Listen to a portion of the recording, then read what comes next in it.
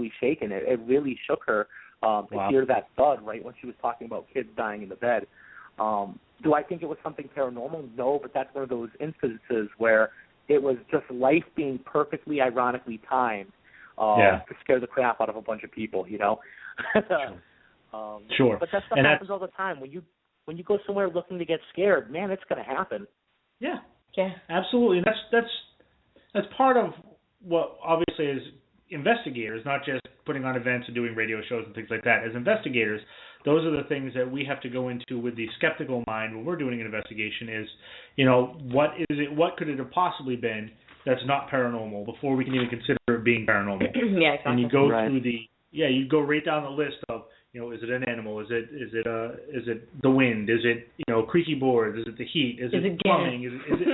Did somebody eat something bad today and that's their stomach? You know, you go through the whole list, and then you start going, okay, so if it isn't any of these things, you know, how can we recreate that, and how can we get validation that it is paranormal? Right. And you know, that's obviously why we're all still kind of, I don't want to say not taken seriously, but it's something that there will always be skeptics for, because we can't prove it. Mm-hmm. We can't recreate it on command all the time, and it's difficult to do that. Yeah. And you know, for someone like yourself who is dying and craving to have that paranormal experience happen to them, unless something manifests or your walls bleed, you're probably not gonna have that paranormal experience, because you're gonna have a logical explanation for everything, you know, in the meantime. So, you know, I get that. We have friends who are skeptics.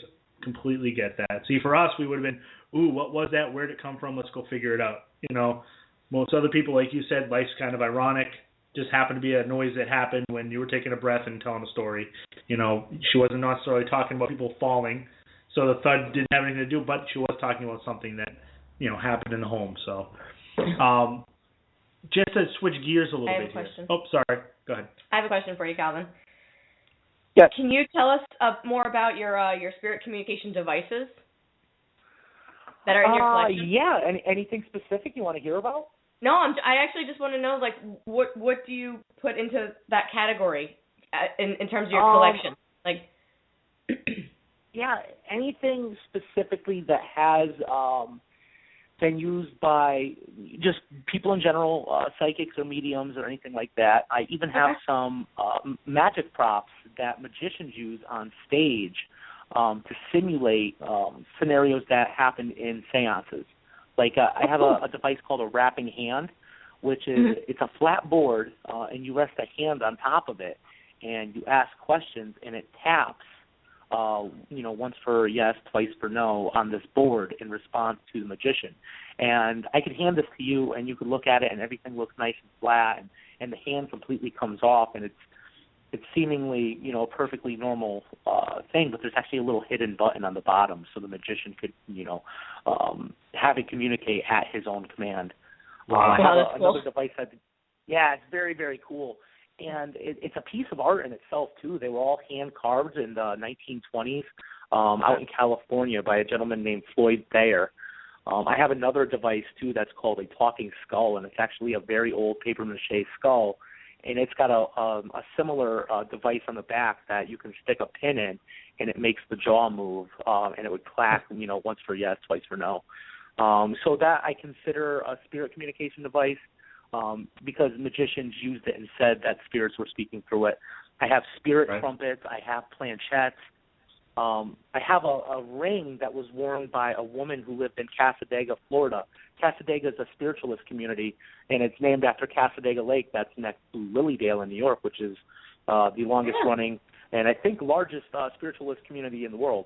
But Cassadaga was, you know, the spiritualist center down in Florida. And she used to put this ring on, and it would send her into a trance, and spirits would communicate through her. So I consider that a spirit communication device, too. Sure.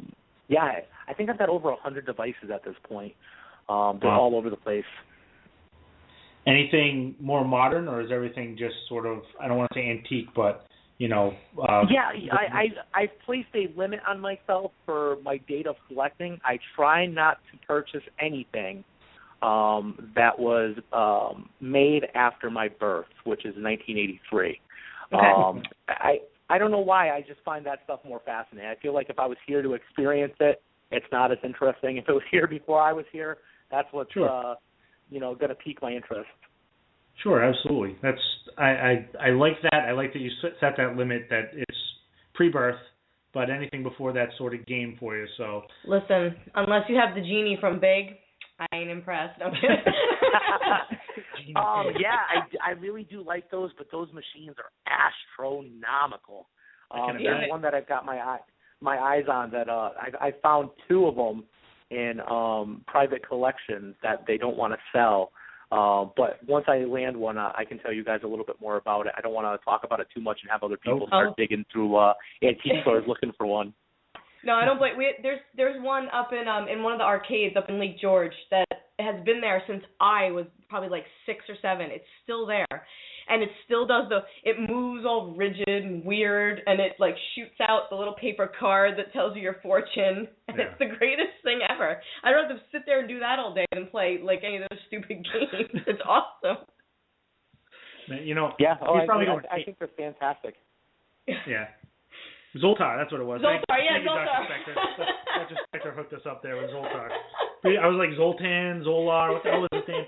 Zoloft, yeah. Zoloft. Zoloft, when you have a real bad day, you talk to him. Zoloft, I just can't catch a break. Tell me what's wrong.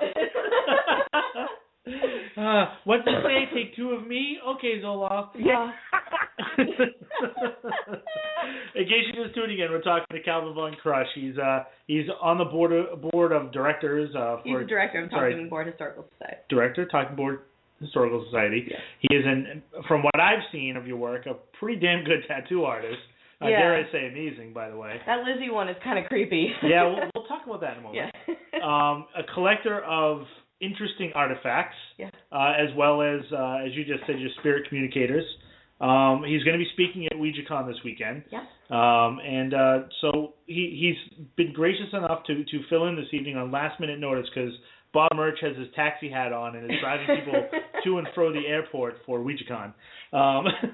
To and fro. But we're just about to get into, hopefully here, some of your artwork, some of the tattoos that I've been able to take a look at and Lauren and I have been looking at. I have one tattoo. I got it when I was 21 or 18, I don't remember now even. But it was something at the time that I wanted. It meant something to me. It's the lamest tattoo ever, but it's decent enough that I never will regret it. Let's put it that way. When I got my tattoo, I was like, you know what? I don't want to get the Tasmanian Devil. I don't want to get... you don't want to get Tweety Bird? I didn't want to get Tweety Bird or anything like that. Good Lord. But I did a yin-yang and barbed wire. So cliche, right? So cliche. So I have an affinity for tattoos, though, because I have a gazillion that I want, but have not found the right artist to do any of them. Mm-hmm. But I'm saying, man, you might be the one, by the way. So we might be driving down to Connecticut sometime in the future. Oh, please do. I'll tell you what, if you guys come down and get tattooed, I'll have you over and I'll show you the collection as well. Oh, God, yeah. Oh, I'll get a tattoo just so I can see the collection. Yeah, for a free museum tour with the cost of a tattoo.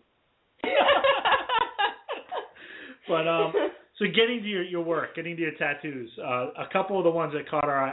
First of all, your portraits are awesome. Thank you. I actually just won my first award this past October in Connecticut from the Tommy's Tattoo Convention.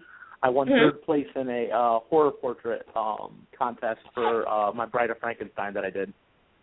Oh, yeah. Wow. That was beautiful, by the way. That was the one that I looked at. I'm like, his portraits are... Look at this, Bride of Frankenstein. Yeah, yeah. The Frankenstein and the Bride of Frankenstein were awesome. Yeah. Those really stood out for me. I like the Predator one. The Predator one was very cool, too. Yeah. We have an affinity for your Lizzie, your Lizzie Borden, and your H.H. Holmes, which we saw today, which, from what you tell me, are part of a piece, a leg piece that's being done to one gentleman, correct? Yes, actually on my buddy Jesse. We have a whole partial leg sleeve of just serial killers. Like I said, we have H.H. Holmes, we have Lizzie Borden, we have Ed Gein, Albert Fish. Who else? We have the Angel of Death. I forget her name. She's a little bit more obscure. She's more for serious horror fans. And we're doing Carl Panzram. We're doing him soon. There is an excellent documentary about him on Netflix if you guys haven't seen it yet. He is a definite maniac. Well, I was looking like real deal maniac. Yeah, when you put his name out there, I'm like, oh, who is this dude? So I looked at it real quick. I'm like, holy crap, rape, arson, murder. I'm like, holy crap, this dude did it all. Yeah, he definitely enjoyed sodomy, and he's got a couple of choice quotes from some letters that he wrote back and forth with a security guard who, tried to find the human side in him, and they became friends. So I think he said he sodomized over 500 men because he used to ride the rail. Oh, God. Yeah, so he said it first happened to him when he was a young boy. He decided he was going to run away from a boys' home. And he hopped on the rails, and he hopped in a car with a bunch of other men, and they pretty much took turns at him. And from that point on, he just saw a savage part of life. You really feel for the kid because he suffered his whole life. He only saw the dark sides of humanity, and it made him a monster himself. He's definitely a tragic character, and I think that's why so many people identify with serial killers. A lot of people think that serial killer fans, and I use the term fan, very, very gently. They think that they're glorifying the death and the chaos and murder and everything like that. And I think they're wrong. I think the average person thinks that's a sickness, but it's not. I think a lot of people who are fans of serial killers, they see how dark life really can be, and I think it makes you cherish how good your life is when you say, hey, man, I'm not locked in a basement getting a hole drilled in my head so I can become Jeffrey Dahmer's lunch. Right. Right. You have so much more to be thankful for when you realize this is what happens.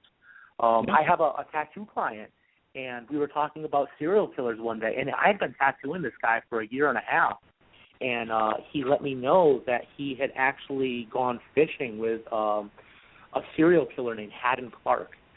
Haddon Clark killed a bunch of women and girls all along the eastern coast. Actually, in my hometown of Meriden, Connecticut. Haddon Clark is what many call, he's got the Holy Trinity. He is a cross-dressing, child-killing cannibal. And when he went to jail, he befriended another inmate who looked like Jesus, and he would confess his crimes. And they would take the inmate who looked like Jesus along for the ride with him. And he would go through the woods dressed as a woman looking for the spots where he hid their bodies. But he actually lived with my friend's family for a little bit, and he's got pictures of him fishing. He caught his first fish hanging out with Haddon Clark. Just one day he sent me a text message of him holding a fish next to Haddon. So chilling to know that here's this little boy hanging out with this guy, and he probably already killed a couple people. I know. That's amazing. But because they have that ability, because their minds are so effed up, like they have that ability to like transform, to cloak themselves, so to speak. Yeah. So they can assume a normal lifestyle and make you think that they're just the guy renting your apartment upstairs. Yeah. See, when really they're cooking people in your basement. Yeah, that goes back to how we were saying how, people interpret reality. The psychic who thinks that they're interpreting reality where they're hearing the voices of the dead versus the serial killer who interprets his reality as he's got this ability to take somebody's life and there's nothing you can do about it. Whether it's, for sexual gratification, whether it's for emotional empowerment, or whether it's just to steal their clothes so you can wear them while you eat them. Everybody's got a different reality that they subscribe to. And we're friends with Jeff Mudgett. I don't know if you have heard his name before. No, I haven't. Okay, he's a dude that you definitely want to kind of get to. I don't want to say get to know, like, hey, you should eat this guy. You want to get, Jeff, your skin is beautiful. Can I try it on? Get to know a little bit about him. He's the great grandson of Herman Mudgett of H.H. Holmes. And okay. Yeah, he's got a book called Bloodstains, not to cross promote here or anything like that, but he is he basically embraced his family's dark history and dirty secret, and is using that to now try and expose everything that Mudgett did. Bring the truth out because of the murder castle not being there in Chicago anymore. It's where the murder castle is essentially a post office now, but part of the basement still exists, and he's trying to really expose a lot of this to help the families of the victims get some closure.